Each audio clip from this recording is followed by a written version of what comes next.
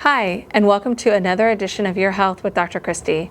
My name is Dr. Christy Reisinger, and today we're going to continue the three-part series on erectile dysfunction. In the first episode, we discussed the causes for erectile dysfunction. If you missed that episode, I will provide a link in the description.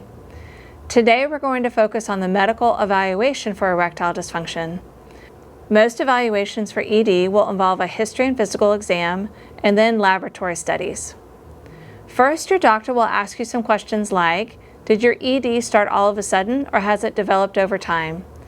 If ED started all of a sudden, it's likely caused by performance anxiety or psychological issues with your sexual partner, and counseling will be recommended. Another good question is whether you're having nocturnal erections and if you can recall having awoken with erections in the last month. If so, this may mean the problem is psychological or interpersonal between you and your sexual partner, and it's not vascular or a neurological issue. Along these same lines, it's important for your doctor to ask about your desire to have sex versus your ability to obtain and maintain an erection. A decreased desire is treated differently than an inability to have an erection. Depression is also associated with ED and decreased libido, so your doctor may spend some time evaluating you for depression. Next, a physical exam that includes the pulses in the pelvic area and an examination of the penis and testicles should be done. If pulses are weak in the groin or in the feet, this may indicate an issue with circulation. And if the testicles are smaller than usual, a low testosterone may be the cause. You then may be sent for blood testing to evaluate for things like diabetes, testosterone level, liver and kidney function, thyroid hormone, and cholesterol levels.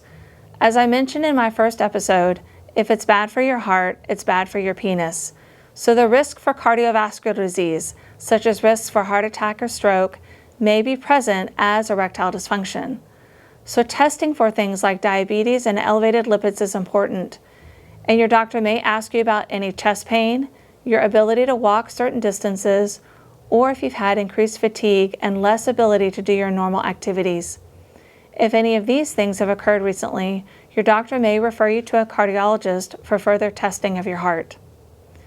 Depending on the results from this part of the evaluation, this will determine the next steps in management.